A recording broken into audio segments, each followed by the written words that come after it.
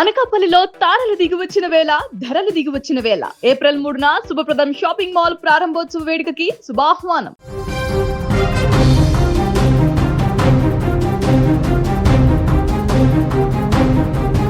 విశాఖ గాజువాకలోని మౌనిక హత్య కేసులో విస్తుపోయేటువంటి నిజాలు బయటకు వస్తున్నాయి.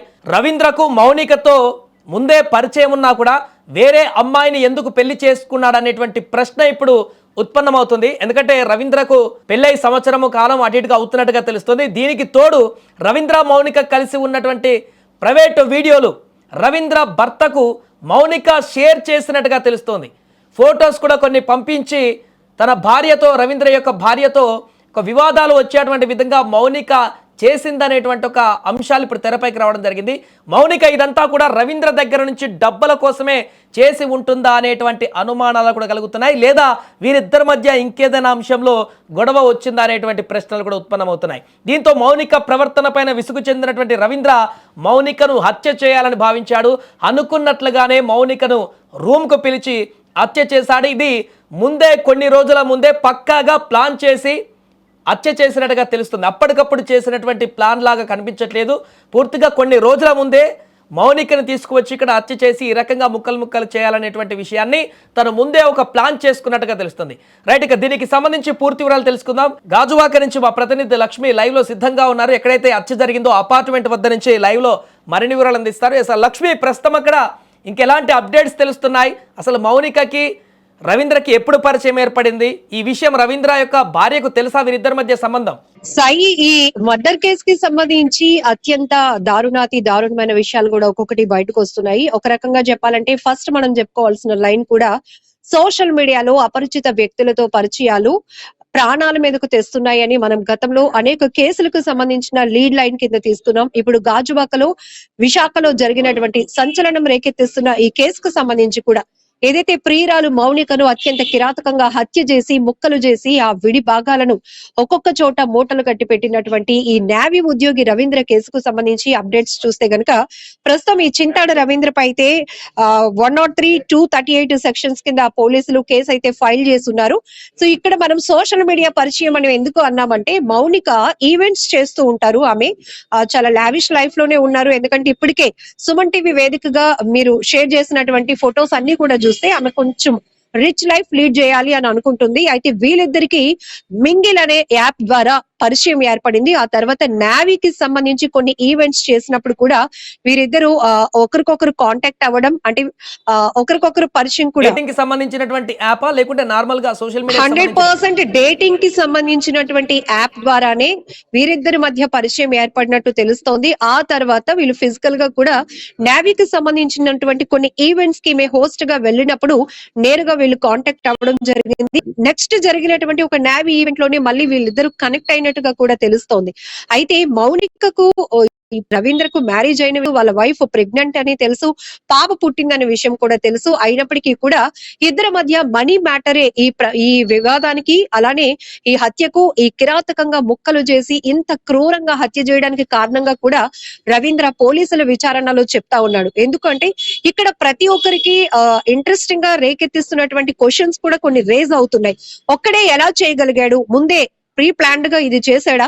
అందుకనే కావలసినటువంటి ఆమెను హత్య చేయడానికి, మూటలు కట్టడానికి కావలసినటువంటి వస్తువుల్ని ఎక్కడ కొనుగోలు చేశాడు అనే దానిపైన కూడా తీవ్రమైన చర్చ కొనసాగుతుంది.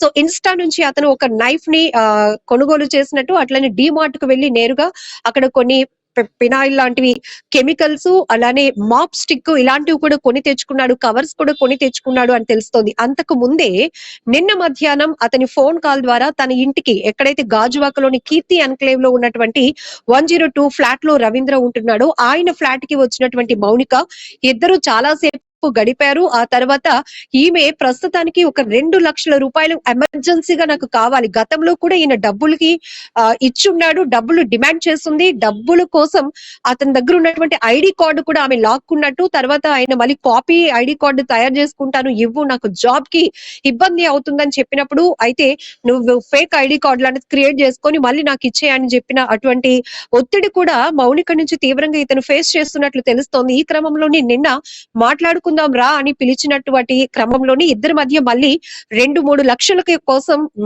సివియర్ గా ఇద్దరి మధ్య డిస్కషన్ కంటిన్యూ అయింది. ఈ క్రమంలోనే ముందు ఆమె గొంతు నొక్కి ఊపిరాడకుండా చేసి ఆమెను చంపేసిన తర్వాత ఇదే ఇంట్లో ఆ ఫ్లాట్ లోనే తన్ని ఉంచి ఆ తర్వాత ఇతను మిగతా వస్తువుల్ని కొనుగోలు చేయడానికి వెళ్ళినట్టుగా కూడా ప్రైమరీగా మనకి వస్తున్నటువంటి సమాచారం. ఆ తర్వాత అతను ప్రీ ప్లాన్డ్ గా తన్ని ఒక ట్రాలీ బ్యాగ్ లో పెట్టి వేరే ప్రాంతానికి తీసుకువెళ్లి అక్కడ పడేసి ఆ తర్వాత అతను స్కిప్ అవ్వాలి అనుకున్నాడు. కానీ ఆ ట్రాలీ బ్యాగ్ లో మౌనిక బాడీ పట్టకపోవడం వల్ల బాడీ పార్ట్స్ కట్ చేసినట్టు అతను పోలీసుల విచారణలో ఒప్పుకున్నట్టు కూడా కొంత సమాచారం మనకు అందుతోంది.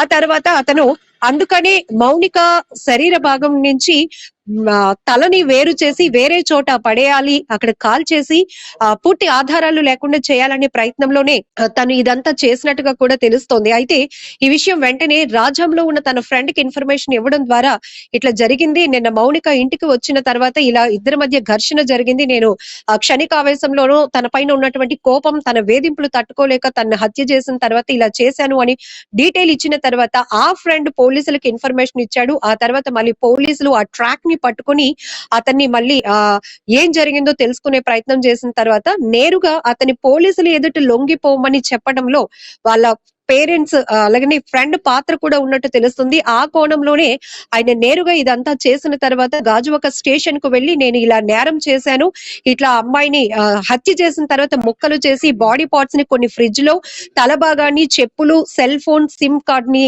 వేరే ప్యాక్ చేసి దారపాలెం దగ్గర పడేసి అక్కడ కాల్ చేశాను అని పూర్తిగా పోలీసుల విచారణలో ఒప్పుకున్నట్టుగా కూడా తెలుస్తోంది సాయి. ఈ యొక్క రవీంద్ర భార్యకి మౌనికతో రవీంద్రకు ఉన్నటువంటి రిలేషన్షిప్ గురించి తెలుసా? అండ్ అలాగే ఫోటోలు కూడా పంపాడు అనేటువంటి కొన్ని వార్తలు కూడా వస్తున్నాయి, మౌనిక పంపేనటువంటి కొన్ని వార్తలు కూడా వస్తున్నాయి, నిజమేనా? ఇక్కడ ఇంకొక ఇంపార్టెంట్ లైన్ కూడా డిస్కషన్ జరుగుతోంది. ఎందుకంటే మౌనికకి అంటే రవీంద్రకి పెళ్లి కాకముందే మౌనికతో పరిచయం ఉన్నప్పుడు మౌనికని పెళ్లి చేసుకోవచ్చు కదా. వాళ్ళ స్నేహం, ప్రేమ, అప్పటికే డేటింగ్ యాప్ లో ఉన్నటువంటి వాళ్ళ మధ్య ఫిజికల్ రిలేషన్ కోణంలో ఇద్దరు పెళ్లి చేసుకోవచ్చు కదా. మళ్ళీ ఇంకొక అమ్మాయి లక్ష్మి అనే అమ్మాయిని పెళ్లి చేసుకోవాల్సిన అవసరం ఎందుకు వచ్చింది అనేటప్పుడు మౌనికకు ఏదో హెల్త్ ఇష్యూ ఉంది, దానివల్ల ఆమెకు పిల్లలు పుట్టరు, ఆ కారణంతోనే ఈ వ్యక్తి పిల్లల కోసమే ఈ అమ్మాయిని కూడా పెళ్లి చేసుకున్నాడు అనేటటువంటి ఒక ఇన్ఫర్మేషన్ కూడా అందుతోంది. అయితే మౌనికకు తెలుసు ఏది రవీంద్రకు పెళ్లి అయిందని, తన వైఫ్ గర్భవతిని, అయినా కూడా వాళ్ళ రిలేషన్ కొనసాగిస్తున్నారు. అయితే మౌనిక రవీంద్రతో గడిపినటువంటి ప్రైవసీ సంబంధించినటువంటి కొన్ని వీడియోలు వాళ్ళ వైఫ్ కి కూడా షేర్ చేసింది, తన రిలేషన్ గురించి చెప్పే ప్రయత్నం చేసింది. దీన్ని సాకుగా పెట్టుకొని బ్లాక్ మెయిల్ చేస్తూ డబ్బులు డిమాండ్ చేస్తోంది అనే విషయం కూడా తెలిసింది. అయితే రవీంద్ర భార్య కూడా ఇదంతా జరిగిపోయింది, ఏదో జరిగిపోయింది, ఇక నా భర్తను వదిలేయండి, నేను ఇప్పుడు ప్రెగ్నెంట్, నాకు పాప కూడా బేబీ కూడా పుట్టబోతోంది, ఆ తర్వాత బేబీ పుట్టిన తర్వాత కూడా ఆమె ఆ పాప కూడా పుట్టిందనే విషయాన్ని కూడా కన్వే చేసి మీరు దూరంగా ఉండండి, మాకు ఎలాంటి డిస్టర్బెన్స్ క్రియేట్ చేయొద్దు అని రిక్వెస్ట్ చేసినట్టుగా కూడా ఇన్ఫర్మేషన్ తెలుస్తోంది. ఇదంతా కూడా కేవలం మౌనిక మాత్రమే కొన్ని వీడియోలు రవీంద్ర వైఫ్ కి షేర్ చేసిన ఇన్ఫర్మేషన్ అందుతోంది సాయి. సో అది మొత్తానికి ఈ యొక్క మౌనిక మర్డర్ కేసులో అనేక అంశాలు తాజాగా బయటకు వస్తున్నాయి. రవీంద్రకి ఆల్రెడీ మౌనికతోటి ఒక యాప్ ద్వారా, సోషల్ మీడియా యాప్ ద్వారా పరిచయం ఏర్పడినట్టుగా తెలుస్తుంది. 3 years బ్యాక్ మౌనికతో ఈయనకు రిలేషన్షిప్ ఆల్రెడీ పెళ్లి కాకంటే ముందు నుంచే కొనసాగుతుంది. పెళ్ళైన తర్వాత కూడా మౌనిక అదే రకంగా రవీంద్రతో ఈ యొక్క రిలేషన్ని మెయింటైన్ చేస్తూ ఆ తర్వాత పూర్తిగా బ్లాక్మెయిల్ చేస్తూ డబ్బులు కావాలంటూ వేధింపుల పర్వాన్ని కొనసాగించడం కారణంగానే ఈ రకంగా ఇంత దారుణమైనటువంటి ఘాతుకానికి ఒడిగట్టినట్టుగా అయితే తెలుస్తుంది. అండ్ అలాగే మౌనిక కూడా రవీంద్రతో గడిపినటువంటి కొన్ని ఫొటోస్ కానీ ఇవన్నీ రవీంద్ర యొక్క భార్య కూడా పంపి రకరకాలుగా అతన్ని ఇబ్బందికరమైనటువంటి పరిస్థితులకు దారితీయడం కూడా రవీంద్రని ఈ రకంగా రాక్షసత్వానికి మారడానికి కారణంగా తెలుస్తుంది. ఏ విధమైనా కూడా మౌనికకు సంబంధించినటువంటి పేరెంట్స్ కానీ వారికి సంబంధించినటువంటి వ్యక్తులు కానీ ఏం మాట్లాడతారు అనేది ఇప్పుడు ఆసక్తికరంగా మారింది.